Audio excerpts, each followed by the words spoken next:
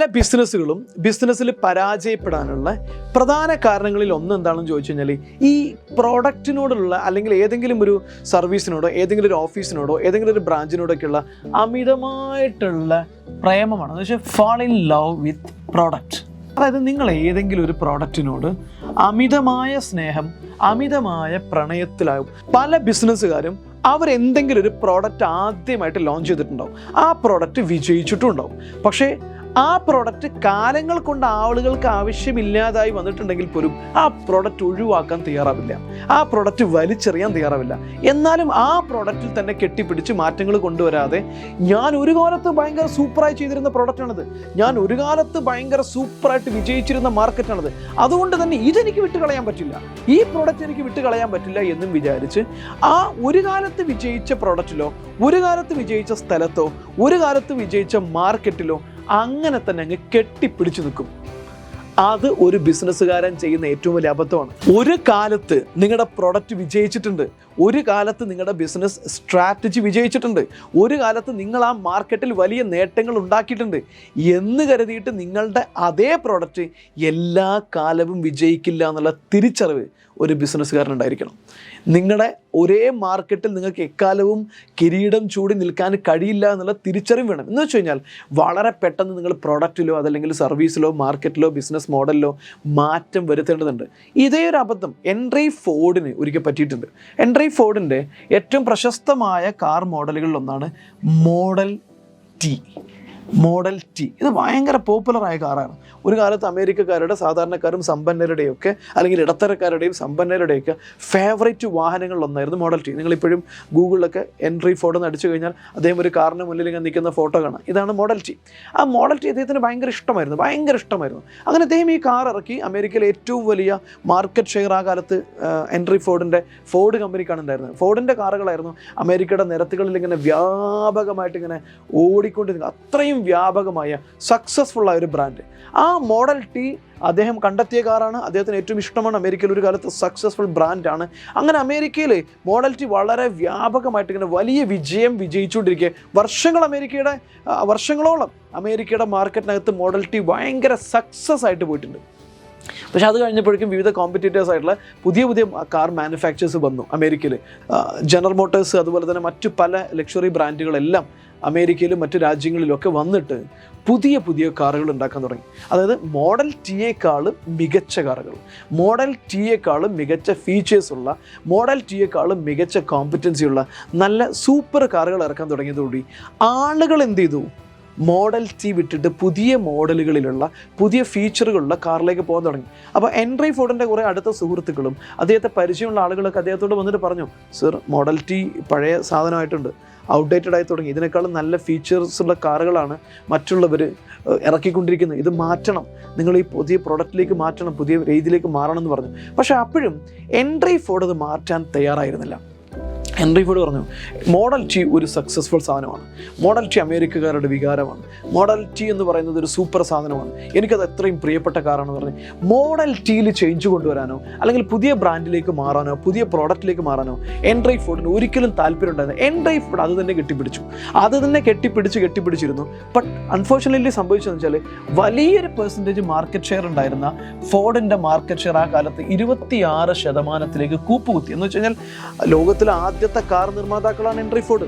അമേരിക്കയിലെ ആദ്യത്തെ car നിർമ്മാതാക്കളാണ്. Car ഇറക്കിയിട്ട് അമേരിക്കയിൽ തന്നെ ഏകദേശം 90% അടുത്ത് മാർക്കറ്റ് ഗ്രാബ് ചെയ്തിരുന്ന വലിയ കാർ മാനുഫാക്ചറിങ് കമ്പനിയുടെ മാർക്കറ്റ് പെർസെൻറ്റേജ് 26% കൂപ്പുകുത്തി.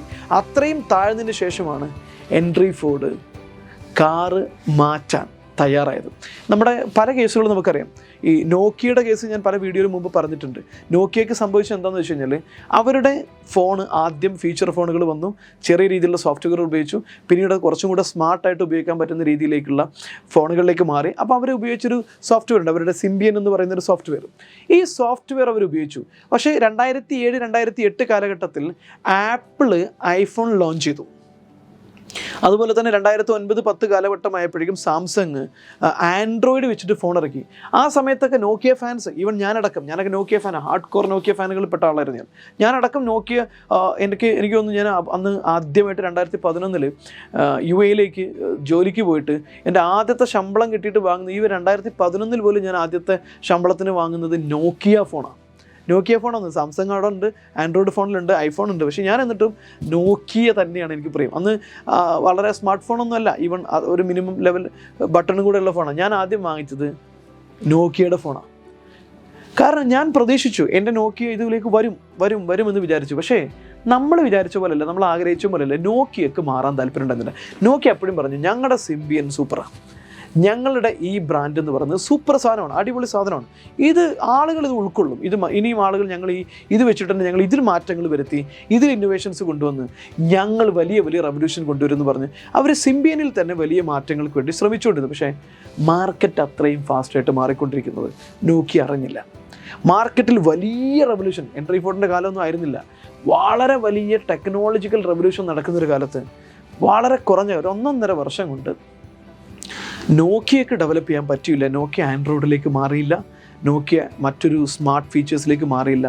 വളരെ പെട്ടെന്ന് കൂപ്പുകുത്തി നോക്കിയ എന്ന് പറയുന്ന ഗ്ലോബൽ കോർപ്പറേഷൻ പൂട്ടിപ്പോണ്ടി വന്ന ഒരൊറ്റ കാരണമേ ഉള്ളൂ, അവർക്ക് അവരുടെ പ്രൊഡക്റ്റിനോട് അമിത പ്രേമം തോന്നി, അമിതമായ കോൺഫിഡൻസ് തോന്നി.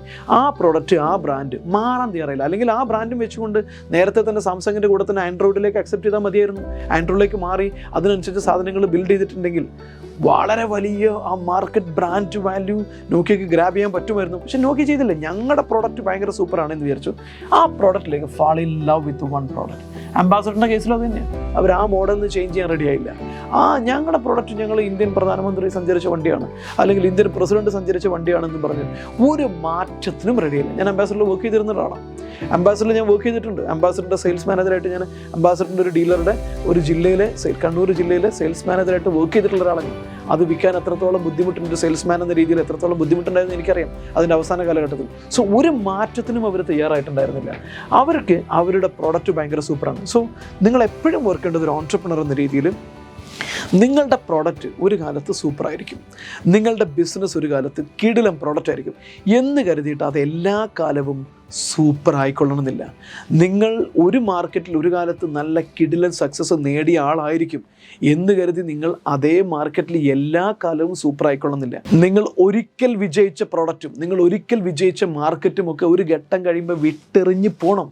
എന്നിട്ട് അതിനേക്കാളും മികച്ച സാധനങ്ങൾ കൊണ്ടുവന്ന് നിങ്ങൾ ആ മാർക്കറ്റോ അതല്ലെങ്കിൽ പുതിയ മാർക്കറ്റുകളോ കീഴടക്കാൻ ശ്രമിച്ചില്ലെങ്കിൽ നിങ്ങളുടെ ബിസിനസ് എന്നേക്കുമായിട്ടില്ലാണ്ടാവും. സോ ബിസിനസ് എന്ന് പറയുന്നത് ഒരു യുദ്ധമാണ്.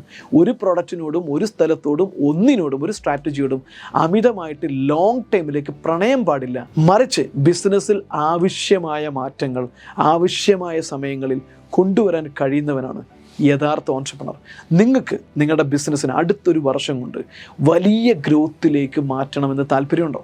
നിങ്ങളുടെ ബിസിനസ്സിന് നിലവിലുള്ള ബിസിനസ് ഗ്രോത്തിൽ നിന്ന് 100 ഇരട്ടി ഗ്രോത്തിലേക്ക് കൊണ്ടുപോകണമെന്ന് ആഗ്രഹമുണ്ടോ?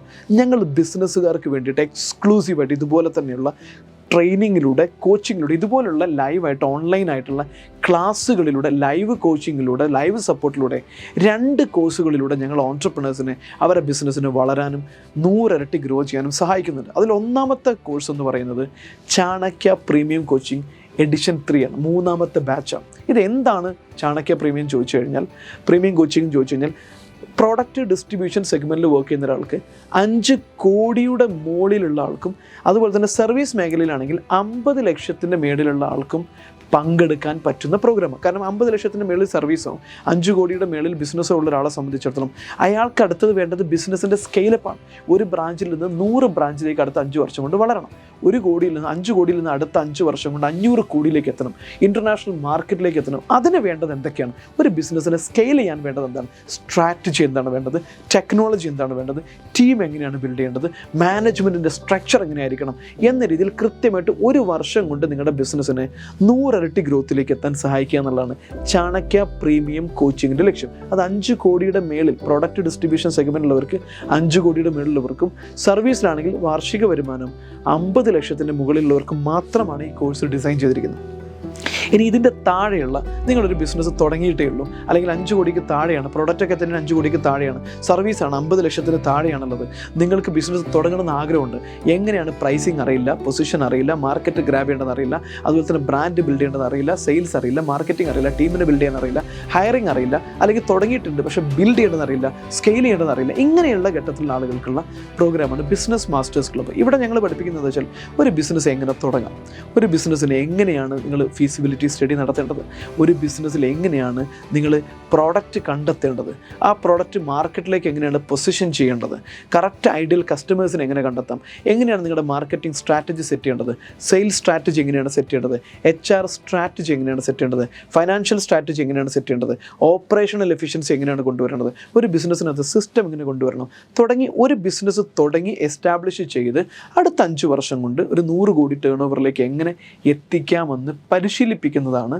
Business masters club. നിങ്ങളിതിൽ ഏതെങ്കിലും സെഗ്മെൻറ്റിലുള്ള ആളാണെങ്കിൽ നിങ്ങൾക്ക് നിങ്ങളുടെ ബിസിനസ്സിന് അടുത്ത 1 വർഷത്തിനുള്ളിൽ 100 ഇരട്ടി ഗ്രോത്തിലേക്ക് ഒരു ഇൻ്റർനാഷണൽ ബിസിനസ് നെറ്റ്വർക്ക് എന്ന രീതിയിൽ ഒരുപാട് ഓൺടർപ്രണേഴ്സിൻ്റെ കൂടെ വളരാൻ ആഗ്രഹിക്കുന്നുവെങ്കിൽ താഴെ കാണുന്ന നമ്പറിൽ വിളിക്കുക, അല്ലെങ്കിൽ വാട്സപ്പ് മെസ്സേജ് അയക്കുക.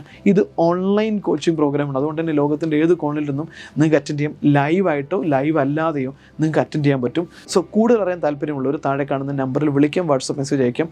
ഞങ്ങളുടെ സപ്പോർട്ടിങ്ങിലൂടെ, കോച്ചിങ്ങിലൂടെ, കൃത്യമായ ഗൈഡൻസിലൂടെ, മോണിറ്ററിങ്ങിലൂടെ, മെൻറ്ററിങ്ങിലൂടെ നിങ്ങളുടെ ബിസിനസ്സിന് 10 ഇരട്ടി ഗ്രോ ചെയ്യാൻ താല്പര്യമുണ്ടെങ്കിൽ സ്വാഗതം ഒരിക്കൽ കൂടി. This is me, Kasak Benjali, the business coach.